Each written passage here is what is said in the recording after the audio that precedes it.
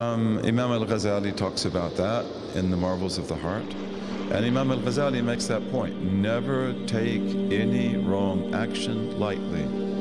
It is true that good deeds obliterate bad deeds. So if you sully the mirror of the heart, and we sully it by doing bad deeds, we can clean it, we can polish it. But it will, even though it will be polished, it will never be exactly like it would have been. So Imam al-Ghazali says every time you do a bad deed, you lose a part of the rational soul that you never get back. And what he wants to emphasize is that don't go one step forward and one step back.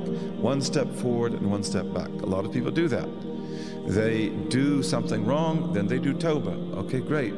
The Tawbah has now removed that. And you're back at the beginning point. But then you're going to keep doing back and forth like this. This harms us very much. And you want to become really pure. And people who keep themselves pure, they have amazing hearts. They have really amazing hearts. So then he says, وَالْعَزْمُ أَلَّا يَرْجِعَ. Okay? And to be determined never to do it again. Okay? Again, we are human beings, we are weak, so we repent from certain things that we really, really repent from sincerely, and then in a month we find ourselves doing it again. Right? So what do? You repent again. You immediately stop and you determine, I'm not going to do this again. Right? And you go ahead. Then he says, verse number 14, وَرَدُّ ظُلْمٍ مُمْكِنٍ وَالنَّدَمُ وَبِاجْتِنَابِ الْإِثْمِ يُمْحَى الْلَمَمُ. Very beautiful. Okay, and 3, to return what has been wrongfully taken. You know, that's not really a good word. Destroyed, we could say as well. Utilized, maybe, if possible. He says to return any oppression, meaning anything that you've done oppression in, if it's possible. And he means by that, you know, sometimes it's not possible. You know, for example, it may be that you did injustice to someone by saying something about them that you shouldn't have said. So it would be good if you could tell them you did it and ask their forgiveness, but sometimes we can't do that. Because sometimes if we tell the people that I called you such and such, then that will be a much greater calamity than the fact that we did it, right? And sometimes also we're not able to redress the things that we've done wrong, but usually we can. And if, for example, we've robbed money, or we've embezzled money or whatever, you either give it back to the person, or if you can't do that, because maybe they've died or whatever, then you have to give it in charity. But you know, there's no free meal. It's not like, well, you know, I robbed all this money, but I've done Tawbah now. Okay, give the money back. Oh, wait. You know, I wasn't thinking about that. No, you have to think about that. Okay, so to return whatever was wrongfully appropriated, maybe, or taken if possible. That's number 3. And 4, to regret the act. Okay, so really regret that you did it. You know, like, I'm really sorry that I did this. There's one of the great sheikhs of West Africa who's called Al-Bakka'i. Means the big crier. He cries all the time. Al-Bakka'i was a big, powerful sheikh. There are 2 Bakka'is, the grandfather and the grandson. And they're big Qadiri sheikhs. But Al-Bakka'i, they say, why did he cry all the time? He always had a tear in his eye. And they say he grew up in a very pure environment. He was very upright. And all of his life, he never missed the first takbir in the mosque in the prayer. And then one day, he missed the first takbir. He didn't even miss the prayer. He maybe missed 1 rak'ah. And yet, you know, he felt the regret for that the rest of his life. Is that because he went too far, he overdid it? Was he a perfectionist? No. It's because, again, given the purity of his heart, he knew the right of Allah. And in doing the first takbir, he wasn't seeking a reward. He was seeking to fulfill the right of Allah. And so it's like, I never will be able to fulfill this right. And so this shows that his heart is really alive. That's why he's held in really high esteem. He's one of the great awliya. In fact, he was buried in a valley, and a long time after he died, generations after he died, a flash flood came and it revealed his grave. And they found him intact. This happens a lot in our history, right? Imam Malik tells us in the Muwatta that over about 100 years after the Battle of Uhud, the decision was made to get all the bodies of the shuhada and put them in the big grave that they're in today. Because they were buried in different places, and a lot of them were buried in ravines. They didn't have time to dig the graves. And then they would be exposed if there was a big rain. So in digging the bodies up and reburying the bodies, they found the body of a father and son who were both killed at Uhud. And they were embracing each other. They were hugging each other. And Imam Malik says in the Muwatta, and the Muwatta is an extremely authentic book, he says in it that nothing had changed except one of them, a little of his ear had deteriorated. That was all. Everything else was just like it was. And they tried to take the father and son apart so they could bury them separately, and every time they would take them apart, they would come back and hug each other again. So they'd try to do it, but they would come back and hug each other again, so they buried them that way. So, you know, we have lots of examples of that in our history. But when Sheikh Baka'i was dug up, they found out that he was still crying. He still had the tear that was coming down his cheek. In any case, may Allah enable us to do tawbah. So it has 4 conditions, right? Stop the thing immediately. Don't wait. You know, don't wait. And then be determined not to do it again. And regret the fact that you did it. You know, you ought to be able to cry about this. If you can't cry, it means like maybe you don't really regret it, right? And this is why also the wrongs that we do, and we all do wrongs because we're human beings, we're weak, but they're the things that you don't want to forget. The good deeds you do, those you should forget. In fact, you usually do forget them if they were accepted, because they're taken up to heaven. So you don't remember it. And a lot of good people, it's like they don't see that they're good at all.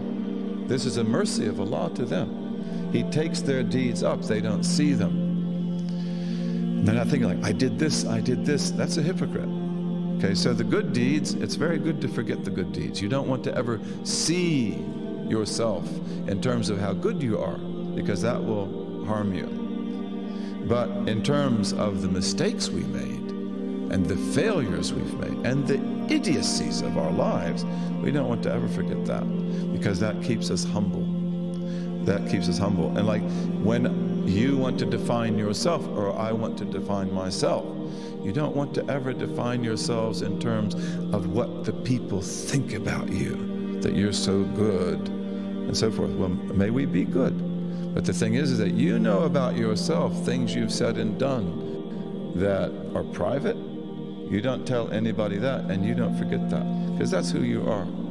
You're the person who lost hope. You're the person who despaired, right? And that will keep you strong, bi'iznillahi ta'ala. Gives us humility. Then he says, وَبِجْتِنَابِ الْإِثْمِ يُمْحَ الْلَمَمُ. By avoiding major sins, al-ithm, he means iniquity here, by avoiding iniquity, it's actually iniquity, but I called it major sins, iniquity. By avoiding major sins, yumhal lamamu, minor wrongs are erased. So this is again possible for Allah, that if you will avoid the major sins, you know, and of course if we do a major sin, we've got to repent from that. got to do that. But if you will lead a good life, praying and fasting and doing good and avoiding the major sins, then Allah will erase the minor ones. You'll also ask forgiveness for them as well, but they will be erased. This is possible for Allah. He does in creation whatever He wills, and He can be as generous to the believers as He wills to be. Again, the Khawarij said, you know that God will punish the Kabira. He must. And this was a big problem, you know, big problem for them. And we say, no, we don't accept that at all. If we do major sins and He wants to put us in the fire, that's the way it will be. And that may be the way that it is with most people. Don't take chances. But if He wills to forgive you, He will. And all of you know the story of the criminal from the children of Israel who killed 99 people. He was a murderer. And then he comes to a scholar and he said, like, I killed 99 people. Is there any hope for me? No. I said, okay, so let's make it 100. And then he goes to another scholar who is a little bit more intelligent and a little bit probably wiser, and he also knows more about Allah. And he says, okay, I've killed 100. Is there any chance that Allah will forgive me? He said, yes. Allah forgives whatever He wills. And then he tells him, but leave this community because it's not good for you, and go to another one which is good for you. And as you know in the story, when he's going to that other community, having done tawbah, then he dies. The angels of death come to get him, and the angels of punishment and the angels of forgiveness argue over his soul, who should get it. And then Allah sends an angel who says that if he's closer to the city that he was going to, then forgive him. And even in some transmissions it says, and Allah shortened the distance. So Allah is very forgiving. We believe in that. That's a fundamental belief of Ahlul Sunnah wal Jama'ah, and it is also a fundamental tool on the path to Allah, because we believe in the mercy of Allah and we are not judgmental of other people. We don't go around saying they're kafirs, they're kafirs, they're kafirs. Then he says, وَمَنْ يَمُتْ وَلَمْ يَتُبْ مِنْ وِزْرِهِ فَوِّدْ إِلَى اللَّهِ جَمِيعَ أَمْرِهِ. وَمَنْ يَمُتْ وَلَمْ يَتُبْ مِنْ وِزْرِهِ فَوِّدْ إِلَى اللَّهِ جَمِيعَ أَمْرِهِ. And whoever dies, meaning whoever dies as a believer, because that's what he's talking about, that's understood. Whoever dies and has not repented from the burden of his great wrongdoing, he's not repented from his sins, relegate to God the entirety of his affair. All right, so you know Muslims who drink and who maybe do drugs and who go out with women, or women who go out with men, right? It happens in our community. We know people who do things like that, and then if they die, what do you say about these people? Oh, he's going to hell. No, we don't say that. So whoever dies without having repented from the burden of his sins, we don't have any evidence that he repented, then relegate his matter to God. Turn it over to God. This is not your business. So you don't know what's going to happen to him. Yes, you can pray for him. It's very likely that he or she will go to the fire. It's very likely that they may be in the fire for a long time. You don't envy them. But nevertheless, we are not judgmental. You turn the matter over to Allah. Allah will forgive them if He wills. And that's possible. So again, we're talking about what is possible regarding Allah. Don't impose your ethical, moral standards. You may be very rigorous. You may say that, well, I wouldn't forgive him, but you're not God. You're not the one who created him. Okay, so this is really beautiful. And these are the beliefs of Ahlul Sunnah wal Jama'ah. And that's why Ahlul Sunnah wal Jama'ah, throughout history, they are usually in the middle, and they are usually very humane, and they are usually very judgmental. And that's why today when we have in our Muslim communities people that are extremely rude and extremely unwelcoming and really judgmental and in your face about everything, you know, it's like, you didn't ever study this, did you? You were never brought up to learn this, were you? And they aren't. And these are people who have not been trained. They've not been disciplined. This is not our way.